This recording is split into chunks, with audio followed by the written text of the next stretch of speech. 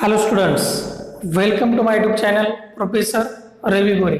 तर विद्यार्थी मित्रांनो, पाठीमागच्या लेक्चर्समध्ये आपण कार्बोक्सिलिक ॲसिडमध्ये physical properties of carboxylic acid आणि chemical properties of carboxylic acid, मग त्यामध्ये केमिकल प्रॉपर्टीजमध्ये आपण एक नंबरची केमिकल प्रॉपर्टीज बघितलेले आहे, त्याच्यामध्ये acidity of carboxylic acid.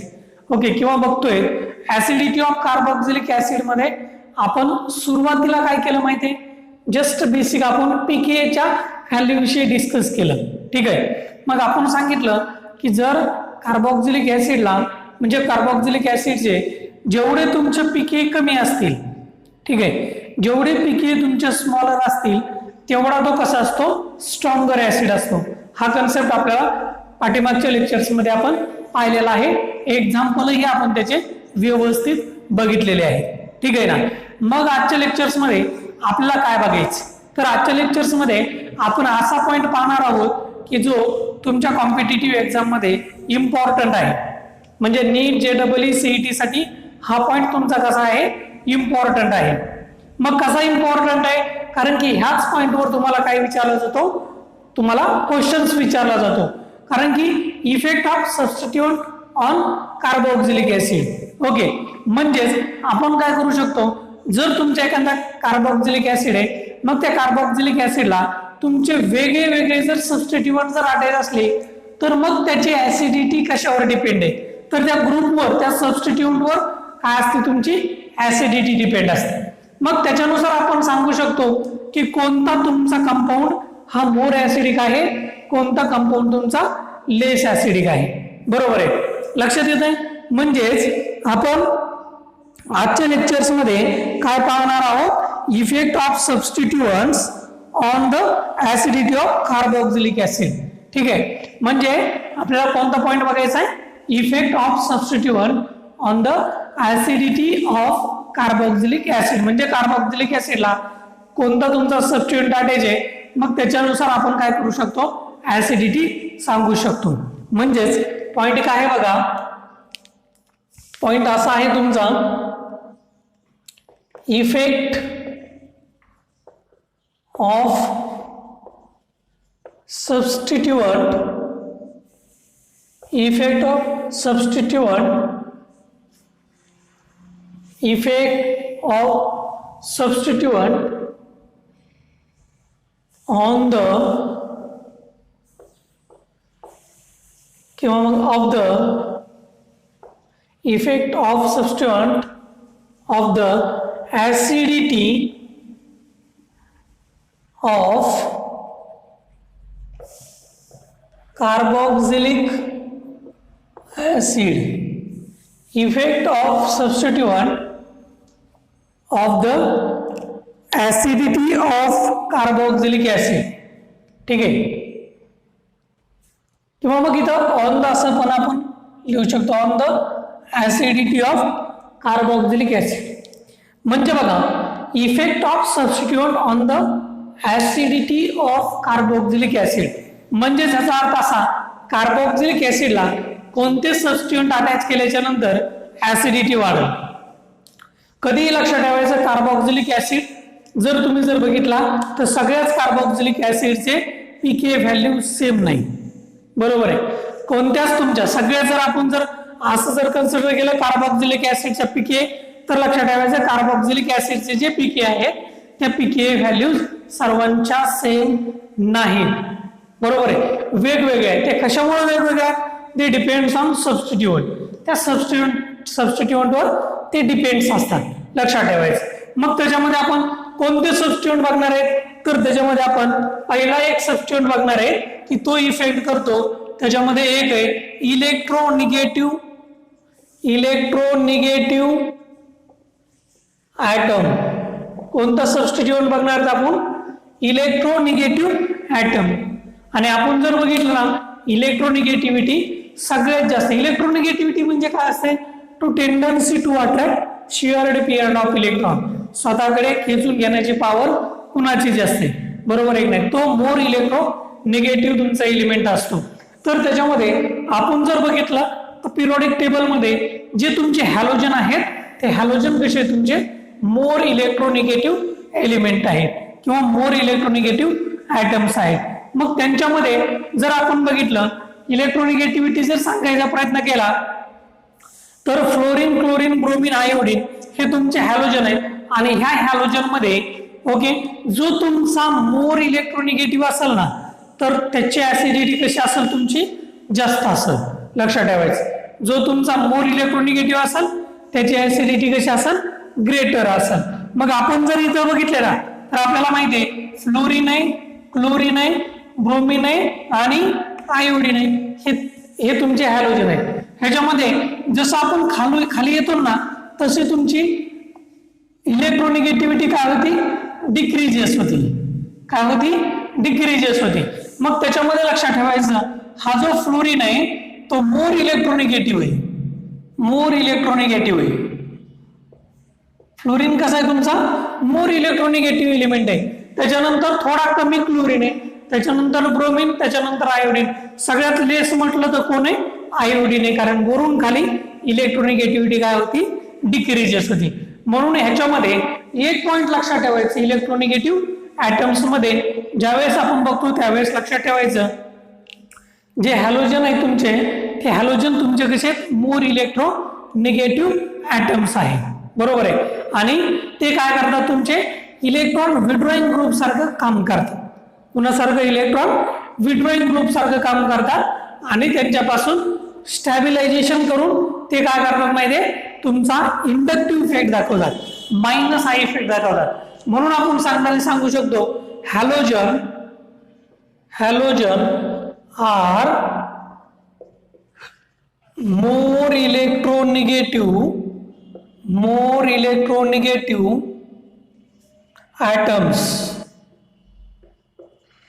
Halogen are more electronegative atoms exerts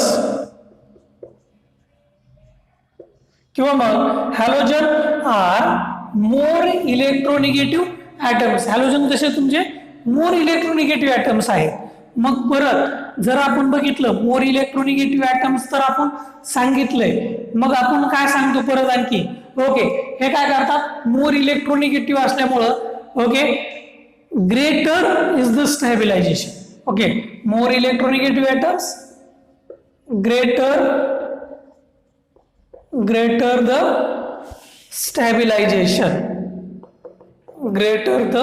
stabilization हे काय करतात यांचं ग्रेटर स्टॅबिलायझेशन असतंय, greater the stabilisation of conjugate base. त्याचे जे कॉन्जुगेट बेस आहेत त्यांचं काय असतं स्टॅबिलायझेशन ग्रेटर स्टॅबिलायझेशन असतं, greater stabilisation of conjugate base. Okay next आपण काय सांगू शकतो त्याच्यामध्ये and greater the acidity and किंवा मग अँड स्ट्रॉंगर द ऍसिडिटी ते स्ट्रॉंग बनतात, लक्षात ठेवायचं त्यांची ऍसिडिटी कशी होती तुमची स्ट्रॉंगर होती, लक्षात ठेवा ठीक आहे। आणि stronger the acidity and smaller pKa values pK value कशा असतात स्मॉलर असतात। आपल्याला माहिती आहे जेवढ्या pK व्हॅल्यू स्मॉल असतील तेवढा तो मोर ऍसिडिक असतो, लक्षात ठेवायचं। हॅलोजन मध्ये जर बघितलं तर हॅलोजन मोर इलेक्ट्रोनिगेटिव्ह एलिमेंट असतात, ऍटम्स आहेत त्यांच्यामध्ये okay greater the stabilisation of conjugate base. ते जर इलेक्ट्रॉन म्हणजे इलेक्ट्रोनिगेटिव्ह ऍटम आहे त्यांच्यामध्ये स्टॅबिलायझेशन कॉन्जुगेट बेसचं जास्त असते आणि जिथं स्टॅबिलायझेशन असेल तिथं काय तुमचं स्ट्रॉंग ऍसिडिटी असते ओके आणि पीके व्हॅल्यू कशा असतात कमी असतात। एक्झाम्पल मध्ये जर आपण जर कन्सिडर जर केलं आता जर हा ग्रुप आहे तुमचा X हा CH2 ला अटॅच आहे आणि इथं C double bond OH group, बरोबर आहे। म्हणजेच ह्याला आपण असं पण लिहू शकतो कसं C इथं O हा इथं O आणि यांच्यामध्ये असं स्टॅबिलायझेशन आहे, बरोबर आहे। निगेटिव्ह ऑक्सिजनवर काय असतो निगेटिव्ह चार्ज, बरोबर आहे। इलेक्ट्रोनिगेटिव्ह ऍटम म्हणतो आपण ओके हा अशा पद्धतीमध्ये मग इथं जर आपण जर तुमचा हॅलोजन लावला, इनी हॅलोजन, जेवढा तुमचा मोर इलेक्ट्रॉन विड्रॉइंग इथं अटॅच असेल तेवढी ह्याची ऍसिडिटी कशी असेल, जास्त असेल. कारण की जेवढा तुमचा हा एक्स आहे, ओके, एक्स म्हणजे काय तुमचा इथं मोर इलेक्ट्रोनिगेटिव्ह ऍटम आहे, हा इलेक्ट्रोनिगेटिव्ह ऍटम आहे तुमचा मोर. मग जेवढा तुमचा इथं मोर इलेक्ट्रोनिगेटिव्ह ऍटम असेल तेवढा हा काय करेल तुमचा स्टॅबिलायझेशन करेल, आणि जेवढा स्टॅबिलायझेशन करेल तेवढा तो काय करेल तुमचा मोर ऍसिडिक कॅरेक्टर दाखवल, आणि तेवढे त्यांच्या पीकेची व्हॅल्यू कशी असतील, कमी असतील. लक्षात ठेवायचं. मग जे तुमचे इलेक्ट्रोनिगेटिव्ह एलिमेंट आहे ते कोणता इफेक्ट दाखवतात, तर लक्षात ठेवायचं, तो इंडक्टिव्ह इफेक्ट दाखवतात. कोणता इफेक्ट? Inductive effect. म्हणजे हा दाखवताना इंडक्टिव्ह इफेक्ट दाखवतात. त्यालाच आपण मायनस आय इफेक्ट म्हणतो. लक्षात ठेवा, त्यालाच आपण काय म्हणतो, मायनस आय इफेक्ट म्हणतो. म्हणजे अशा पद्धतीमध्ये आपण काय करतो, हे पॉइंट सांगतो. मग त्याच्यामध्ये जर आपण बघितलं एक्झाम्पल मध्ये, लॉट्स ऑफ एक्झाम्पल आपण सांगू शकतो. तुमच्याकडे जर एक्झाम्पल मध्ये फर्स्ट एक्झाम्पल जर दिलं तर आपण सांगताना सांगतो, फ्लोरीन जर घेतला FCH2COOH, ओके, त्याच्यानंतर हा घेतला मी BrCH2COOH, त्याच्यानंतर आयोडीन घेतला ICH2COOH, त्याच्यानंतर ClCH2COOH, त्याच्यानंतर CH3COOH. हे घेतले सर्व कंपाऊंड्स, आणि तुम्हाला विचारलं ह्यांची ऍसिडिटीची ऑर्डर लावा, बरोबर आहे की नाही, कोण मोर ऍसिडिक आहे. ओके, आन्सर जर आपण जर बघितलं तर आन्सर जर आपल्याला करायचा असला एकदम इझिली बघा, सुरुवातीला तुम्हाला फक्त एवढं लक्षात आलं पाहिजे, फ्लोरीन आहे, इथं ब्रोमीन आहे, आयोडीन आहे, क्लोरीन आहे, CH3. आता लक्षात ठेवायचं, इथं आपण सांगताना सांगितलंय जेवढा हॅलोजन तुमचा मोर इलेक्ट्रोनिगेटिव्ह असेल तेवढा तो ऍसिडिक कॅरेक्टर जास्त देईल, तेवढे त्यांच्या पीके व्हॅल्यू कशा असतील, कमी असतील, आणि तो तेवढा तो काय असेल, स्ट्रॉंगर ऍसिड असेल. बरोबर आहे की नाही. ओके, मग इथं जर बघितलं फ्लोरीन आहे, इथं ब्रोमीन आहे, आयोडीन आहे, क्लोरीन आहे, CH3. आता CH3 हा इलेक्ट्रॉन डोनेटिंग ग्रुप असतो, ओके, कारण की त्याच्यामुळे तो ऍसिडिक कॅरेक्टर वाढवत नाही, कमी करतो. तर बघा इथं फ्लोरीन आहे तुमचा सगळ्यात मोर इलेक्ट्रोनिगेटिव्ह एलिमेंट, म्हणजे एक नंबरला हा यायला पाहिजे FCH2COOH, कारण की फ्लोरीन हा मोर इलेक्ट्रोनिगेटिव्ह ऍटम आहे तुमचा. त्याच्यानंतर ब्रोमीन आयोडीन मध्ये कोण यायला पाहिजे, क्लोरीन यायला पाहिजे. फ्लोरीनच्या खाली काय, क्लोरीन आहे, Cl आहे, त्याच्यानंतर CH2COOH, त्याच्यानंतर कोण यायला पाहिजे, ब्रोमीन, BrCH2COOH, त्याच्यानंतर यायला पाहिजे आयोडीन, ICH2COOH, आणि त्याच्यानंतर यायला पाहिजे CH3COOH. बरोबर आहे. म्हणजे अशा पद्धतीमध्ये इन्क्रीजिंग ऑर्डर आपण ऍसिडिटीची लावू शकतो. सांगताना सांगू शकतो हा का मोर आहे, कारण की फ्लोरीन मोर इलेक्ट्रोनिगेटिव्ह ऍटम आहे, तो स्वतःकडे इलेक्ट्रॉन जास्त खेचून घेईल, त्याचा जो कॉन्जुगेट बेस इथं तयार होईल तो कॉन्जुगेट बेस तुमचा स्टॅबिलाइज असेल, स्टॅबिलायझेशन करल. ओके, आणि जिथं स्टॅबिलायझेशन असतंय तिथं ग्रेटर स्ट्रॉंगर ऍसिडिक कॅरेक्टर असतात, आणि पीकेच्या व्हॅल्यू कशा असतात, कमी असतात. बरोबर आहे. म्हणजे अशा पद्धतीमध्ये आपण काय करू शकतो, वेगवेगळ्या प्रकारचे कंपाऊंड्स घेऊन रिएक्शन करू शकतो. आता जर इथं जर क्लोरीन ब्रोमीन मध्ये जर तुम्ही आणखी एक्झाम्पल मध्ये जर मोनो घेतला, डाय घेतला, ट्राय घेतला, आता जर एक्झाम्पल मध्ये सेकंड मध्ये मी एक्झाम्पल घेतलं कसं बघा, सीस किंवा मग असा घेतला Cl3CCOH, त्याच्यानंतर परत घेतला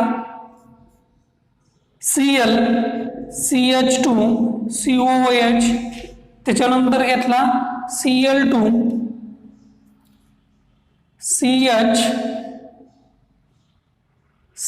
इथं Cl घेतला, okay, CH2, okay, Cl2CH COOH, हा असा कंपाऊंड जर मी घेतला, ठीक आहे ना.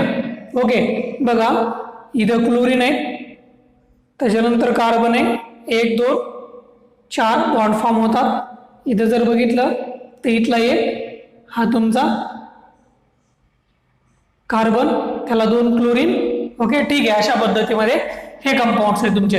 तुम्हाला विचारलं याचा आन्सर काढा, याच्यामध्ये मोर ऍसिडिक कॅरेक्टर कुणाचे असते? ठीक आहे ना, एकदम सिंपल आहे। कसं सांगणार आपण?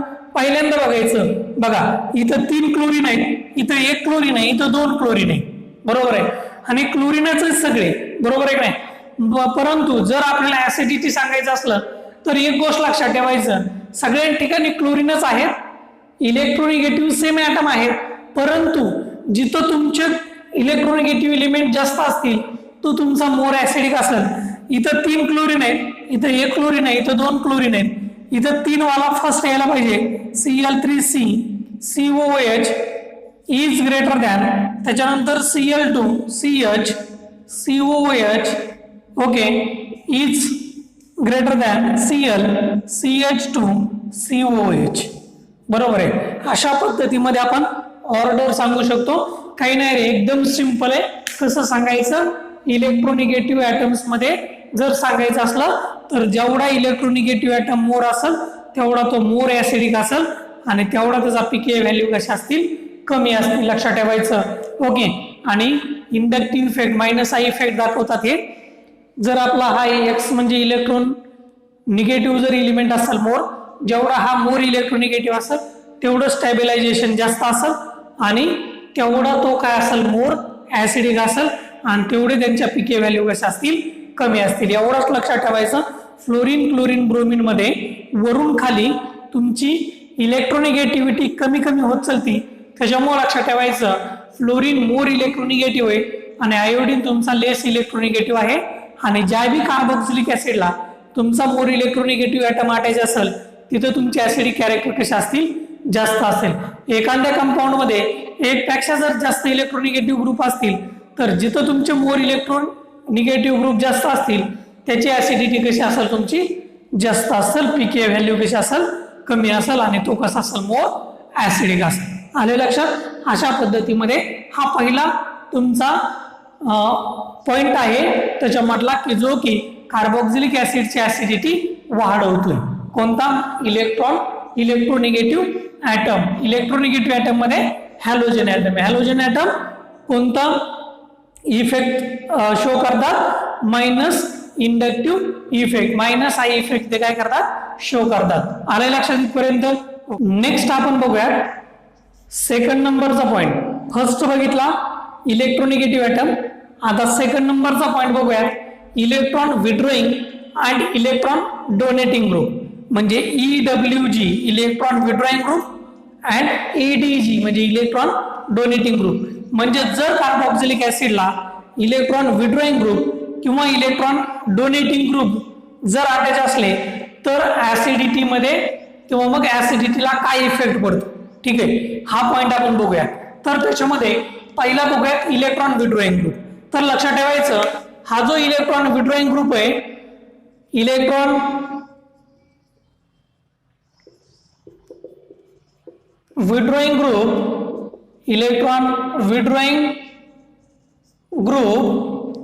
increases the acidity of carboxylic acid म्हणजे काय करतात? हे electron withdrawing group acidity increases करतात, बरोबर आहे, of the carboxylic acid. Carboxylic ऍसिडला जर इलेक्ट्रॉन विड्रॉइंग ग्रुप जर अटॅच असले तर काय करतात? ऍसिडिटी इन्क्रीजेस करतात। Acidity increases acidity of carboxylic acid by stabilization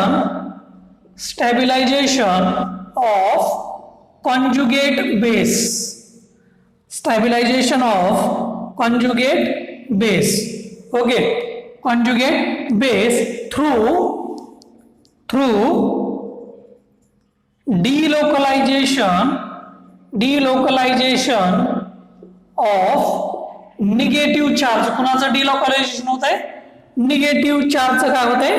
डिलोकलायझेशन through delocalization of negatively चार्जचं त्यावेळेस काय होतंय तुमचं डिलोकलायझेशन होतंय. अँड हे कोणते इफेक्ट फॉर्म करतात रेझोनन्स आणि inductive. Okay, delocalization of negative charge and form inductive or resonance effect.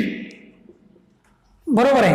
कोणता इफेक्ट दाखवतात हे रेझोनन्स किंवा मग इंडक्टिव्ह इफेक्ट दाखवतात.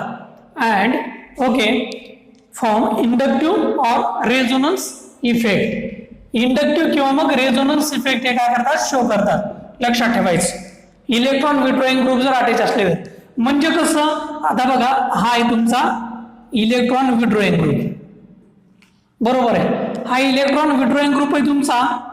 आणि नेक्स्ट जर आपण बघितलं ह्या इलेक्ट्रॉन विड्रॉइंग ग्रुपला जर हा तुमचा कार्बन अटॅच आहे, इथं ऑक्सिजन आहे, हा इथं ऑक्सिजन आहे, ह्यांच्यामध्ये असं स्टॅबिलायझेशन आहे. आपल्याला माहिती आहे ऑक्सिजनवर कोणता चार्ज असतो निगेटिव्हली चार्ज. जर हा असा जर स्टॅबिलायझेशन मध्ये जर चालला तर हा इलेक्ट्रॉन विड्रॉइंग ग्रुप आहे. लक्षात ठेवा. आणि हा इलेक्ट्रॉन विड्रॉइंग म्हणजे ह्याच्याकडे कॅपेबिलिटी असते स्वतःकडे इलेक्ट्रॉन खेचून घेण्याची. बरोबर आहे. हा काय करतो इलेक्ट्रॉन स्वतःकडे ओढून घेतो. आणि हा जर इलेक्ट्रॉन स्वतःकडे ओढून घेत असला तर हा इथला तुमचा जो निगेटिव्हली चार्ज आहे ओके तो काय होतो स्टॅबिलाइज्ड होतो. आणि जिथं चार्ज स्टॅबिलाइज होतो ओके जिथं तुमचा चार्ज स्टॅबिलाइज होतो तिथं ऍसिडिटी ही जास्त असते. लक्षात ठेवायचं. तिथं ऍसिडिटी कशी असते तुमची जास्त असते. लक्षात ठेवा. म्हणजे हा इलेक्ट्रॉन विड्रॉइंग ग्रुप स्वतःकडे ओढायला इथं डिलोकलायझेशन निगेटिव्हली चार्ज डिलोकलायझेशन होईल आणि डिलोकलायझेशन होऊन इथला जो तुमचा चार्ज आहे तो स्टॅबिलाइज्ड होईल. ठीक आहे. आणि कोणत्या इफेक्ट थ्रू इंडक्टिव्ह किंवा मग रेझोनन्स इफेक्ट थ्रू हा स्टॅबिलायझेशन होतो. ओके, म्हणून आपण सांगताना सांगतो की जिथं बी इलेक्ट्रॉन विड्रॉइंग ग्रुप असतील तिथं ऍसिडिटी काय करतात वाढवतात. ती ॲलिफॅटिक असू द्या किंवा मग ॲरोमॅटिक असू द्या. हे झाला तुमचा एक पॉइंट. दुसरा बघूयात इलेक्ट्रॉन डोनेटिंग काय करते. बरोबर आहे. मग इलेक्ट्रॉन डोनेटिंग काय करतील तर इलेक्ट्रॉन डोनेटिंग बघा EDG electron donating group decreases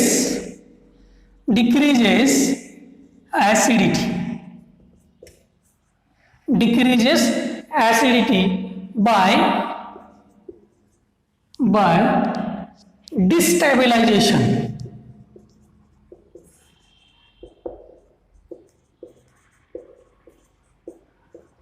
of conjugate base. बघा इलेक्ट्रॉन विड्रॉइंग काय करतात ओके इलेक्ट्रॉन विड्रॉइंग काय करतात तुमचे ऍसिडिटी इन्क्रीजेस करतात. कशामुळे कार्बोक्सिलिक ऍसिडचं स्टॅबिलायझेशन होते कॉन्जुगेट बेसचं. कारण की इलेक्ट्रॉन विड्रॉइंग ग्रुप स्वतःकडे वरतो. हा निगेटिव्हली चार्ज डिलोकलायझेशन मध्ये येतो आणि डिलोकलायझेशन मध्ये येऊन हा स्टॅबिलायझर करतो. तसं इथं स्टॅबिलायझेशन आहे. इथं काय करतो electron donating group decreases acidity by destabilization of conjugate base किंवा निगेटिव्ह ओके कॉन्जुगेट बेस. म्हणजे कसं आता हा तुमचा EDG electron donating group okay इथं काय तुमचा C इथं ऑक्सिजन आहे इथं ऑक्सिजन आहे ह्यांच्यामध्ये असं स्टॅबिलायझेशन निगेटिव्हली चार्ज. ज्या वेळेस हा तुमचा इलेक्ट्रॉन डोनेटिंग असेल तर डोनेटिंग आहे म्हणजे स्वतःकडे वाढणार नाही. हा दुसऱ्याला म्हणजे हा जो तुमचा ग्रुप आहे तो स्वतःकडे वळेल हा देईल त्याला. लक्षात ठेवा. आणि इलेक्ट्रॉन डोनेटिंग ग्रुप काय करतात ऍसिडिटी कमी करतात. इलेक्ट्रॉन विड्रॉइंग ग्रुप ऍसिडिटी वाढवतात.